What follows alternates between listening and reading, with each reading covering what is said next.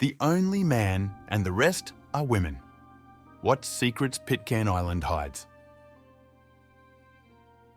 Welcome to Pitcairn Island. Today we will talk about a small island in the Pacific Ocean, and at the same time we will remember its history. Is it true that on Pitcairn Island there was one man for every woman on the island? How many people were convicted of pedophilia? And why, if you go as a tourist, you will definitely stay as a guest of the islanders and not in a hotel. Be sure to watch the video to the very end to learn a lot of new and interesting things. What Pitcairn Island is like these days?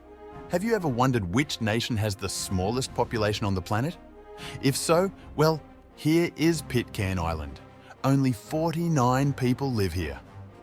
The area of this picturesque place is also small, 4.5 square kilometres. Among other things, Pitcairn is the last British overseas possession in the Pacific Ocean. It would seem to be an ideal place for recreation and entertainment away from the hustle and bustle of the city. But if you study the history of Pitcairn and the things that happened here, it becomes distinctly uncomfortable. Even the locals try to avoid such topics of conversation and do not want to recall the dark past of the island. Nevertheless, let's take a look back at how it all began. The first settlement. So, the first settlers on the island were the inhabitants of Polynesia. This event happened 10 centuries ago. The life of Polynesians soon got better. They brought domestic animals, developed the territory, and also began to engage in handicrafts. The main products of the latter were processed mineral rocks, especially obsidian. Then the economy developed. For this purpose, Polynesians conducted active trade and cooperation with the locals from another island, Mangareva. Unfortunately, after 4 centuries, the islanders faced insurmountable difficulties. First, the reserves of obsidian ran out, and the inhabitants of Mangareva began to fight each other. These events put an end to Polynesian craft and trade in general. The islanders gradually began to starve to death. Soon, the first settlement of Pitcairn disappeared altogether.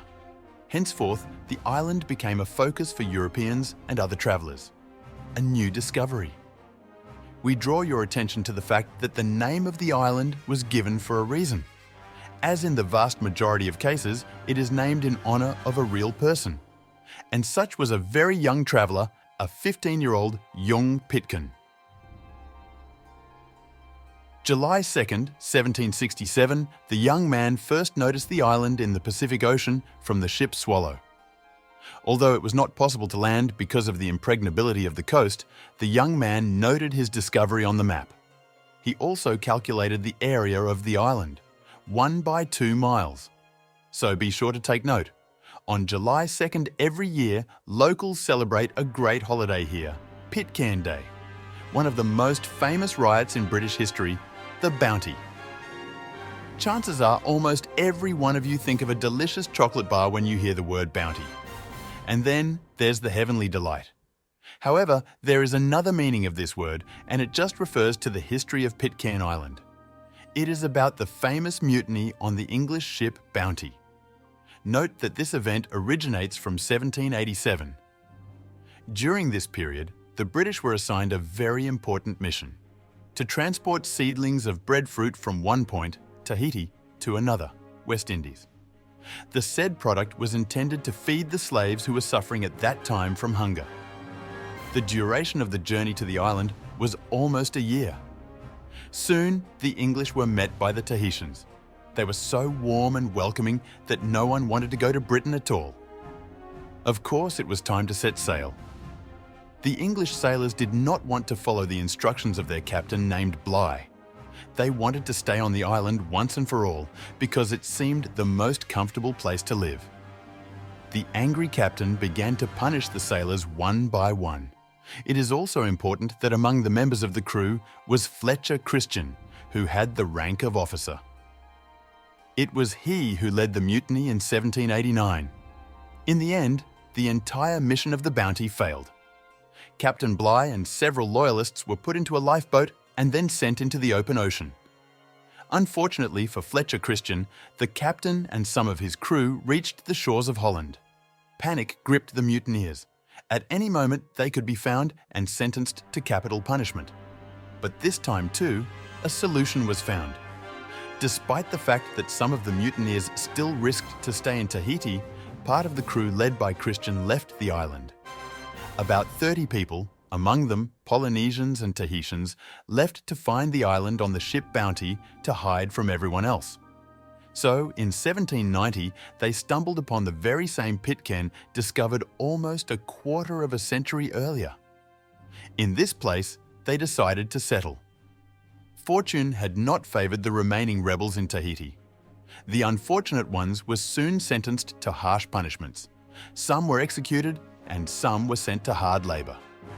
But Fletcher Christian and the others settled in a new, uncharted territory.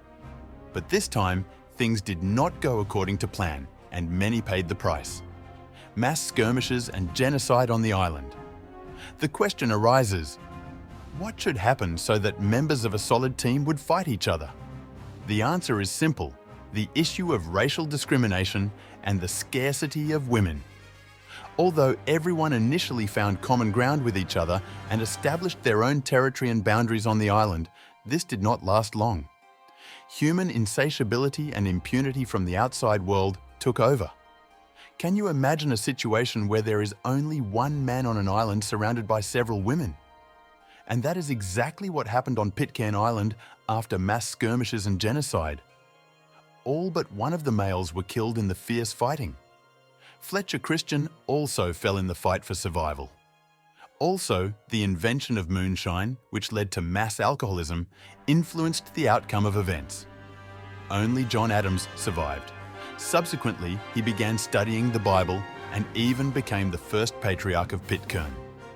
In 1808, the British, who reached the shores of the island, were extremely surprised. It turned out that Pitcairn was inhabited by one single man with almost 10 women and 23 children. So the island joined British territory 30 years later and became an overseas possession. John Adams, for his courage and unsurpassed qualities, began to be revered and even named a settlement in his honour. By the way, almost all the current residents of Pitcairn are descendants of this man, a kind of anti-record. It is hard to believe, but the state of Pitcairn ranks first in the proportion of convicted pedophiles. In principle, this anti-record is quite understandable because the population here is the smallest. 8 offenders committed this atrocity, which in percentage terms is about 16. To punish, the local authorities even decided to build appropriate places for imprisonment. Prosperity of tourism. At the moment, the majority of the budget of the island and surrounding areas falls on tourist services. To visitors, the local population treats with great respect. Interesting fact, if you plan to visit Pitcairn, then keep in mind, there is not a single room here. So you'll have to make an agreement in advance with someone from the island to temporarily stay with them. Apparently, because of the small population and the island territory, had to save money on the construction of hotels. Conclusion. Thus, Pitcairn is an amazing and special place in the vastness of the Pacific Ocean. Despite the fact that the history of the island is truly dark, the population tries not to remember it. At the moment, the islanders' attention is focused on tourism and socializing with visitors.